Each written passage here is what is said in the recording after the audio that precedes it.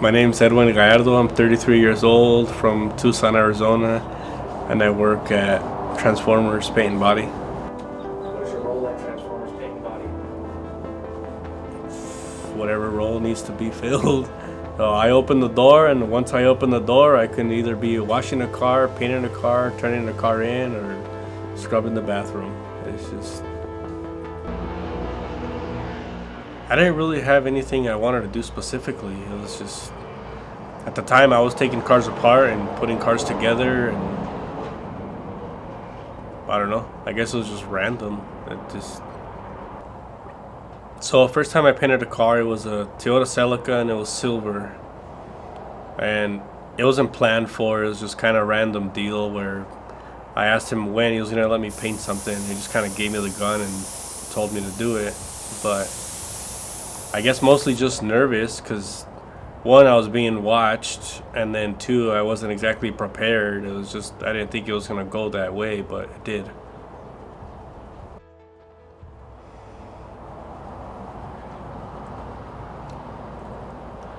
I don't have a specific like memory, I guess, but I don't know. Every day, just, I get opportunities that not everybody else has. My earliest memories are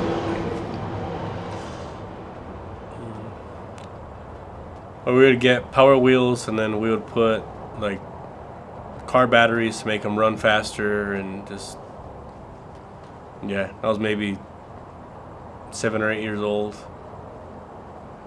Well, a lot of prices of stuff have gone up, but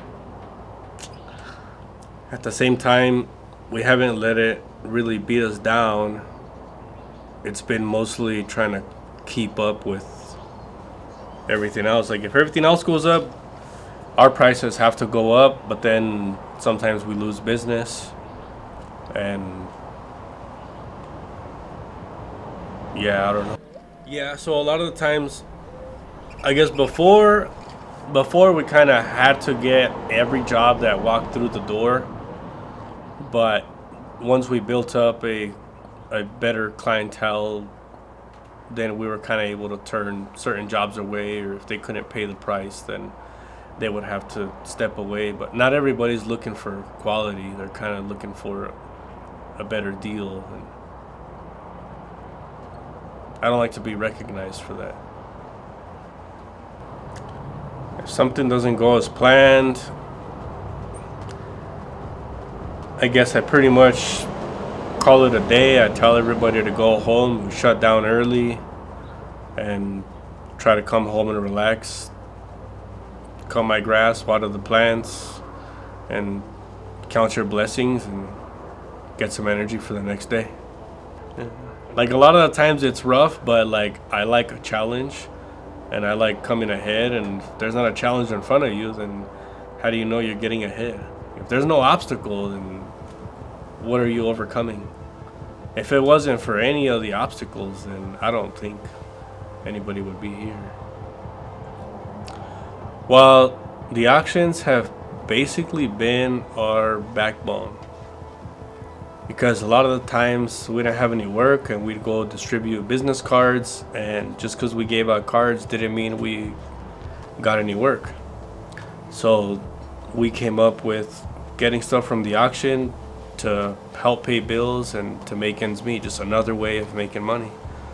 So for a long time, I didn't really make any money, and I was basically just selling cars in order to make money. While the number one way that it's gonna make me profit is that I can do 100% of the repairs. So I don't have to pay anybody to do any other repairs. So pretty much regardless of what I bought, then I know that I'm gonna save a bunch of money. But at the same time, you also have to see what are the cars that are selling, what do people want. And sometimes I would drive around and look at used car lots and check out their websites and find out which cars were selling the fastest, what was not on their lot for very long, and then kind of knew what people wanted. So they pretty much broke in on I think it was on a Halloween night, and it was perfect because all the roads were blocked off because there was going to be a bicycling event the following morning. So all the roads were blocked off. Yeah, they stole approximately $60,000 in tools. They stole 4 cars, which thankfully we recovered, but we never recovered any of the tools back. After the break-in, then we put an alarm system and kind of paid more attention to the cameras, and yeah, for a few months we were having to go back because they were trying to kind of get back in. So the day of the break-in, we got 3 of the vehicles back out of the 4. So they had motive to go back in, and they had more keys, so they had more than enough motive to try and get back inside.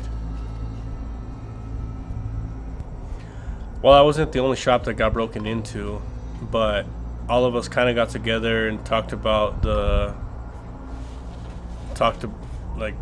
we all got together and kind of talked about each other's break-ins and what we could do to improve it or to avoid it. And then I guess some of the guys got 24-hour security. We would just drive down, and if something happened, chase people out and stuff like that. But in the end, it kind of worked out because found new people, communicated with other businesses in the area, and now we all send work to each other and have a lot of better communication as a community, I guess. I guess in the moment, I was kind of stressed out, but luckily I had the money for new keys, and I had a bunch of help with the undercover police department. So we were in communication a lot, and yeah, it was stressful for quite some time. A lot of the stuff, the majority of it, we ended up paying completely out of pocket, and we're never able to get reimbursed. But at the same time, with the new friends that we've made and all of that, it's been pretty consistent work. I enjoy all of it, like it doesn't feel like a job anymore. It feels like a hobby, but definitely when a customer comes in, and a lot of the times they think their car is beyond repair, and they get it back and they're happy, they're proud about it, and then they recommend other people, and then I just get to do it over and over again.